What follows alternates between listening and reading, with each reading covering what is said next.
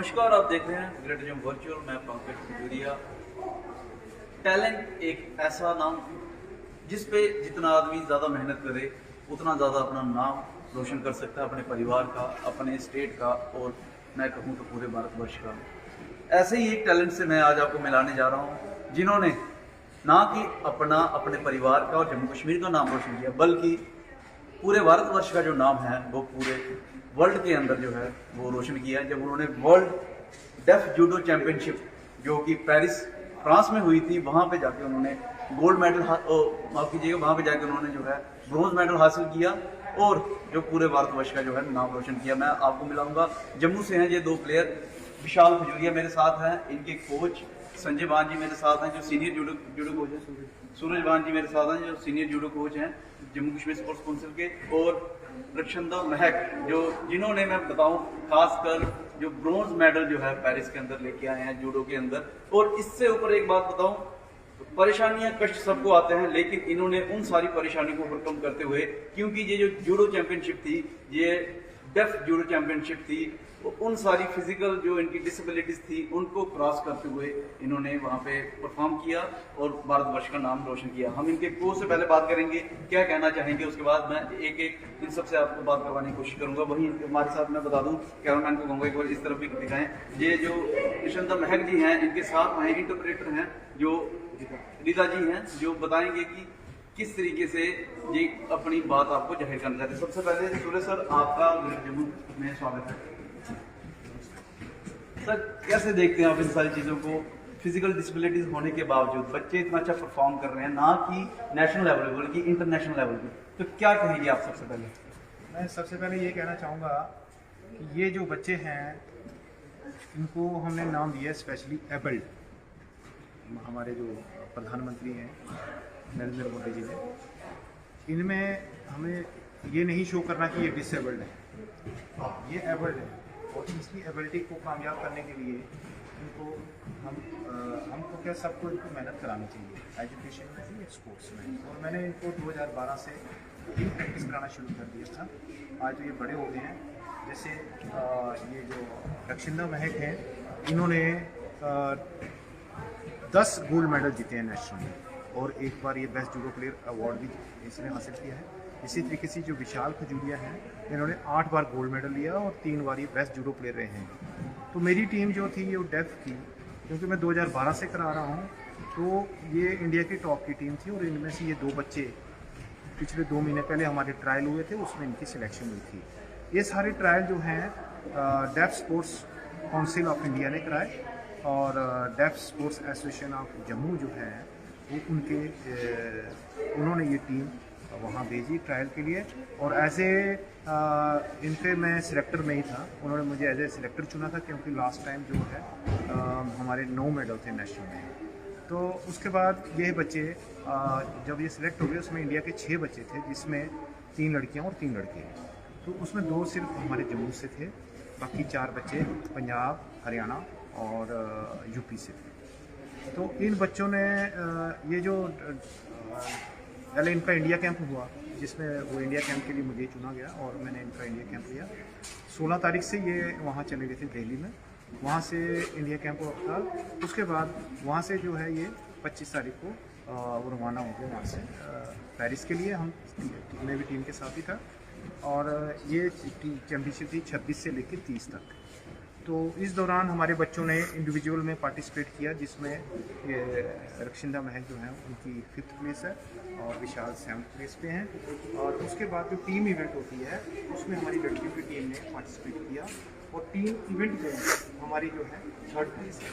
तो ये हमारे लिए बहुत गर्व की बात है, हमारे देश के लिए गर्व है, क्योंकि जब किसी देश की प्लेस आती है तो उसके झंडे को बहुत चढ़ाया जाता है। और हमें हार्दिक खुशी और बहुत ही प्रसन्नता हुई जब हमारा झंडा चढ़ रहा था और हमारी टीम ने प्लेस की। मैं आपको बता दूं, जो इनके सीनियर कोच हैं संजय जी, उन्होंने हमें बताया है कि जूडो डेफ वर्ल्ड चैंपियनशिप जो हुई है उसमें 2 प्रकार के इवेंट थे। पहला इवेंट ये इंडिविजुअली उसमें प्ले किए हैं, जिसमें इनकी 7th पोजीशन आई है और क्षमता महक जी की 5वीं पोजीशन आई है।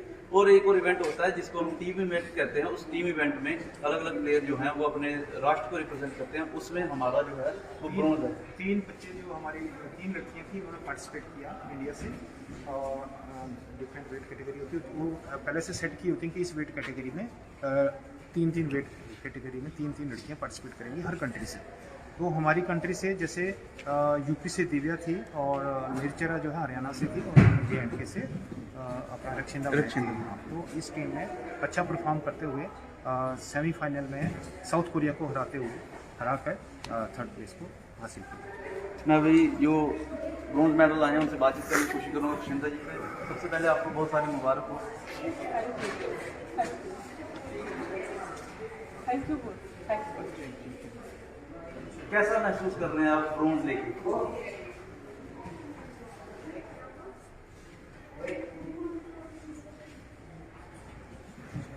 बहुत खुशी हो रही है मुझे अपने इंडिया का नाम रोशन करके, स्पेशली अपनी स्टेट, अपनी यूपी का नाम रोशन करके मुझे बहुत अच्छा लगता है। वर्ल्ड लेवल पे आपने जम्मू कश्मीर का और पूरे राष्ट्र का जो नाम रोशन किया है, उसका श्रेय आप सबसे ज़्यादा किसको देते हैं?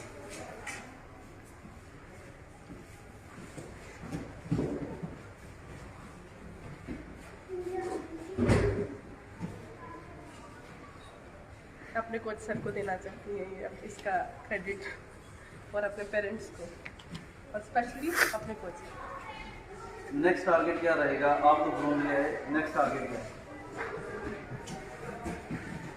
और प्रैक्टिस करके इनका डेफ ओलंपिक्स है मई 15 को नेक्स्ट ईयर, तो कहती है मेरे को उसी के लिए प्रैक्टिस करना है और उसके लिए गोल्ड लाना है। चलो, all the best. Thank you. Vishal ji मेरे साथ हैं, इंडिविजुअल लेवल पे ये 7वीं पोजीशन पे आए हैं। मैं इनसे बातचीत करने की कोशिश करूँगा। क्या करेंगे विशाल जी, कैसा महसूस कर रहे हैं? पूरे भारतवर्ष को आपने वर्ल्ड लेवल पे जो है रिप्रेजेंट किया।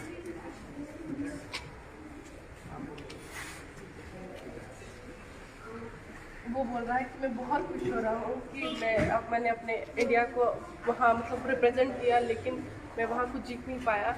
मुझे इस बात का दुख है। क्या चैलेंज रहे आपको यहाँ से अपने घर से चल के पेरिस तक पहुँचने में? क्या क्या चैलेंजेस रहे?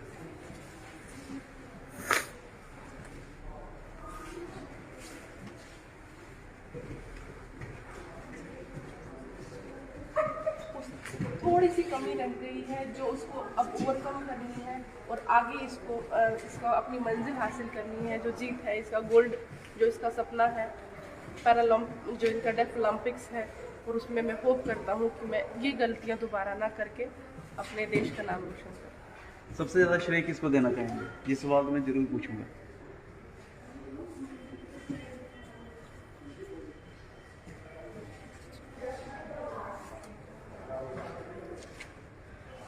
अपने कोच सर को देना चाहते हैं जिन्होंने मुझे जूडो सिखाया। सूरज सर, मुझे ये बताइए, ये उन बच्चों ने क्या क्या चैलेंजेस जो है फेस किए, वो ज़रूरी है जानना, जो खासकर व्यूज़ देख रहे हैं, क्योंकि छोटी उम्र में आपने बीच में एक जगह मेंशन किया, छोटी उम्र में ये आए थे और आज पूरे इंडिया को रिप्रेजेंट कर रहे हैं। काफ़ी चैलेंजेस मैंने खुद फेस किए, क्योंकि मेरे को ये जो साइन लैंग्वेज तो आती नहीं इतनी ज़्यादा, लेकिन फिर भी मैंने इनके जो अल्फ़ाबेट्स के हिसाब से सीख के इनके से बात कर लेता हूँ मैं, और मैं कोशिश करता हूँ कि ज़्यादा से ज़्यादा इनकी साइन लैंग्वेज सीख सकूँ। और कुछ मेरे को ये बच्चे जो हैं बड़े ही मेहनती, और जो इनको सिखाया जाता है वो करके दिखाते हैं। ये बहुत मेहनती बच्चे हैं। तो ऐसे चैलेंजेस मुझे इतने ज़्यादा नहीं है, क्योंकि इनके पेरेंट्स का भी बड़ा कोऑपरेशन रहा, इनके फादर साहब या मदर, और ये बच्चे जिन्होंने मेरे पास भेजे, और इनके जो स्कूल के प्रिंसिपल थे, इनकी जो ये समाज कल्याण केंद्र के जो चेयरमैन हैं, या वहाँ के जो स्कूल चला रहे हैं प्रिंसिपल हैं, तो मैं जब वहाँ गया था तो मैंने कहा इनको जूडो सिखाना, तो उन्होंने मुझे बहुत कोऑपरेट किया। उन्होंने मुझसे पूछा कि आप पैसे लोगे तो फिर हमसे मुश्किल होगा। मैंने कहा पैसे मुझसे मैं नहीं दूँगा, मैं इनको फ्री ऑफ कॉस्ट सिखाऊँगा। मेरी एक हॉबी है ये कि मैं बच्चों को सिखाऊँ। इस तरीके से मैं ब्लाइंड को भी सिखाता हूँ। लेकिन ये जो बच्चे हैं पिछले 10 साल से सीख रहे हैं, और इन्होंने काफ़ी कुछ सीख लिया हुआ। अब सिर्फ ये है कि इनको और इम्प्रूवमेंट, अब ये जैसे कंपटीशन नेशनल कोचिंग कैंप मिला, नेशनल तो खेलते थे, नेशनल कोचिंग कैंप में और अच्छे से इन्होंने, और वहाँ जो गए वहाँ जाके जो इन्होंने देखा कि इंटरनेशनल में कैसे कॉम्पिटिशन होता है, अब इनका जो माइंड सेट है वैसा ही बनेगा कि हमें ऐसे ही तैयारी करके जानी जैसे बाहर के लोग आते हैं। कई बार होता है माइंड में एक चीज़ रह जाती है कि यार हम जितनी तैयारी हम बहुत अच्छी है, लेकिन जिनको वहाँ जाके पता चलता है नहीं, लोग बहुत ज़्यादा तैयारी करके जैसे विशाल हमें समझाने की कोशिश कर रहा था जी, मैं गलतियाँ नहीं करूँगा, तो ये इंटरनेशनली हाँ जी बिल्कुल बिल्कुल इंटरनेशनली की मैं अब इंटरनेशनल को कैसे खेलना है ये समझ गया है, और ये हारने के बावजूद वहाँ बैठा रहा देखता रहा कि लोग कैसे फाइट करते हैं, हमारे में क्या कमी है। और मुझसे पूछता भी रहा रास्ते में, सर मैं कैसे हार गया, मुझे क्या प्रॉब्लम है, ये सभी बच्चे पूछ रहे थे, एक नहीं। तो हमें इनको समझाना पड़ता है कि आपको हमें खुद भी देखने पड़ते हैं वहाँ कॉम्पिटिशन, फिर उसके बाद ही हम उनको समझाते हैं आपको कहाँ प्रॉब्लम है और कहाँ इम्प्रूवमेंट करना है।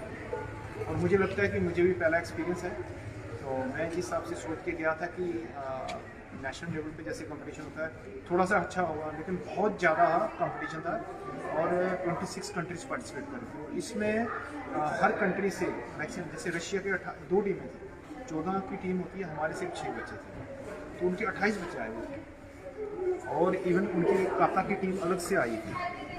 तो आप समझ सकते हैं 30-30, 35-35, 40-40 बच्चे भी कंट्री को रिप्रेजेंट कर रहे थे। तो अभी मैंने रिक्वेस्ट की है स्पोर्ट 30 ऑफ इंडिया से भी और deaf sports council of India से कि हमारी जो टीम है फुल रिप्रेजेंट कराइए, क्योंकि जो बच्चे हमने जब सिलेक्शन की थी तो हमारे बच्चे थे 14 सिलेक्ट हुए थे, तो उन्होंने कहा कि हम बेस्ट ऑफ 6 ही भेज सकते हैं कि हमें पीछे से हुक्म है। तो मैंने कहा ये क्योंकि भारत सरकार कह रही है कि हमारे पास पैसा बहुत है, हमें पूरी टीम भेजनी चाहिए जिससे कि जो बच्चे रह गए वो भी वहाँ पार्टिसिपेट करें और वो भी एक अच्छा एक्सपीरियंस गेन करके आएंगे या जीत के आएंगे। तो सर धन्यवाद हमसे बातचीत करने के लिए, और आप दादा की फ्यूचर में आपके ये जो बच्चे हैं अच्छा नाम रोशन करें आपका, अपना और पूरे जम्मू कश्मीर का, भारतवर्ष का। और जैसे कि विशाल और महक ने हमें कहा कि ये नेक्स्ट टाइम जो है और